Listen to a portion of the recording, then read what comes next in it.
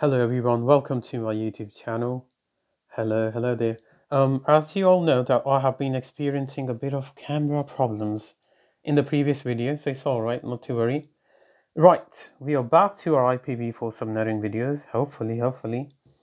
Yeah, and I'm just gonna jump into it now, right? Because I think I made the other video, and I really wanted to make this video with that video, but it exceeded 6 minutes. So when you're ready, grab your pens, your crayons, whatever you're using, but in a little while. So, ladies and gentlemen, you know what's a 172 IP address? Anyone? Anyone? Yeah, camera's focus is moving back again. There we go, that's it. So, anyone knows? No? Okay, let's choose it. So, that's the first octet, 172. I'm gonna help myself by putting 16 in there. And then we'll do 153 in the third octet. And then let's do 128 in the fourth octet. So that's our IPv4 address. Remember, anything with 172 is a class B IP address. And when I say class B IP address, so most of the time, if we don't have any subnet mask, we will start from here. The third octet, we'll start doing our work from here in the third octet. So anything that we need to do, but climax in this one, we have a subnet mask. So it depends on the requirements of your network, really, that what a network admin is going to end up with might be using different masks. So in this one, that's the subnet mask that someone has to use. So if you see, this subnet mask is usually used in class C. So it's a bit tricky, but these sort of questions come a lot, and you need to, and I need to, everyone needs to practice these. And right, let's have a close look at them. Remember, this is an IP address. This is not an IP address. This is not an IP address. Remember, anything starting with 255.255, that's your subnet mask, and this is not subnet mask. This is a subnet mask. So just remember this. This is IP and this is subnet mask. Perfect. So now, what is the problem we are going to go through? The problem is we have to find out, we'll be finding out the last valid host. So last host, we have to find the last host, find out the last valid host, find out the last valid host on the network. Right, so this is our network, the IP address. And in this question particularly, this is, as I presume, that's the subnet as well. So on this network, the question is asking us that we have to find out the last valid host on the network, this one, on this network. So last valid host on this network. So LH is last valid host. Remember everyone, hello, you there, hello. Yeah, please, 5 minutes, 3 minutes, whatever time you have. You see this is basics. It will really help you in understanding the whole scenario of IPv4 subnetting practice. So let's see. So we have to find out the last valid host. Now, what we will do is, as you know, that we have got a subnet mask here. So as you watched my previous videos, I I haven't used one, I've used 4, but you can use 1 as well. So yeah, we will apply the 256 rule. As you all know what it is. If you don't, please go back to my videos and see it through there. I'll let you know in the end. So if you've seen the subnet mask in the 4th octet, we have got 128.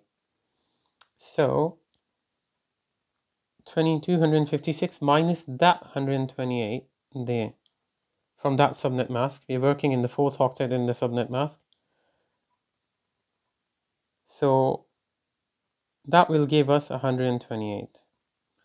So if you subtract 128 from 256, that's going to give you 128, and that will give us our range as well. So what is going to be our range? Supposedly, if you see here, that's 153.0.128. Do you understand me? I'm just trying to sort of let you know how this is happening. So that's 128. So that's actually our ranges. So our ranges is going to be 0.0, 0.128, as we are working in the 4th octet here. So these are going to be our ranges. So now, supposedly, can anyone tell me when you add 128 plus 128, so that goes on to 256. Yeah?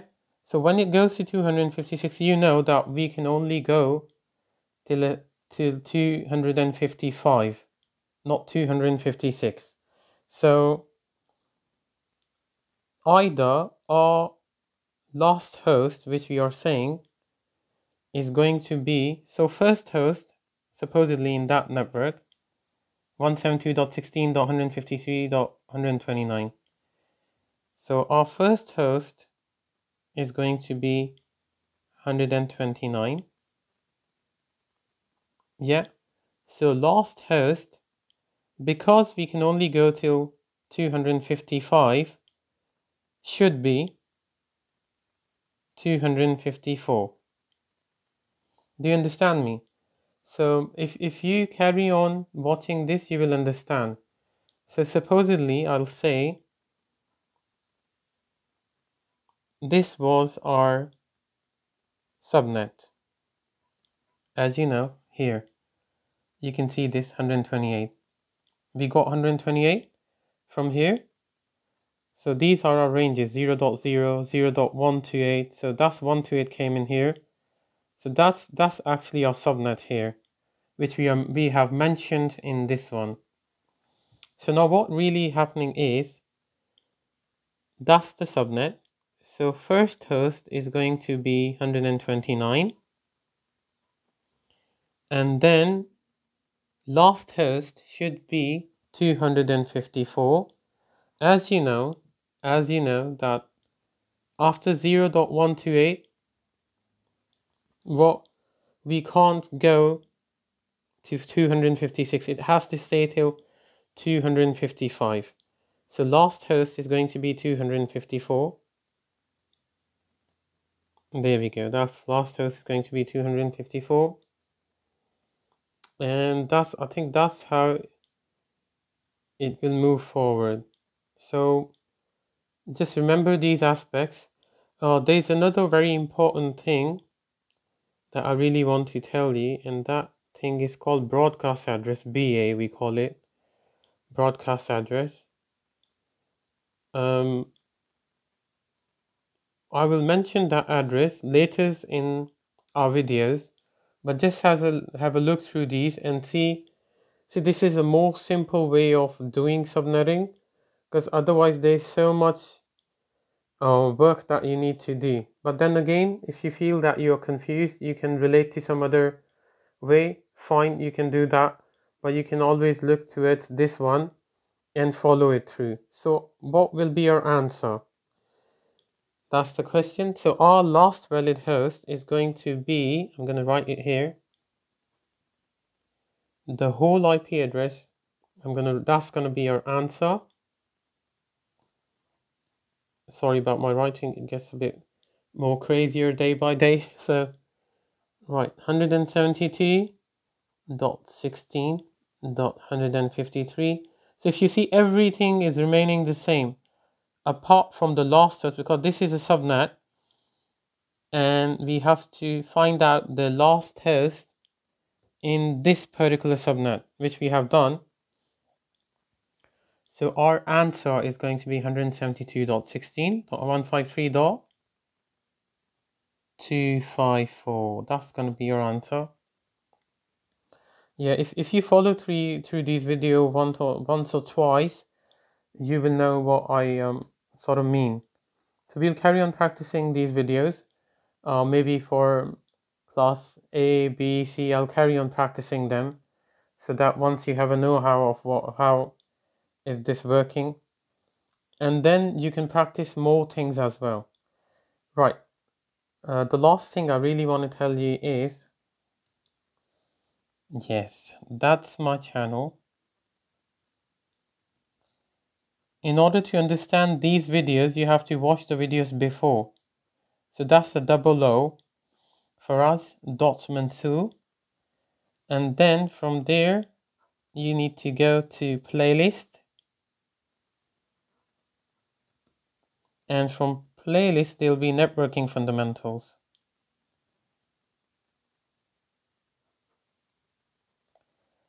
Networking fundamentals.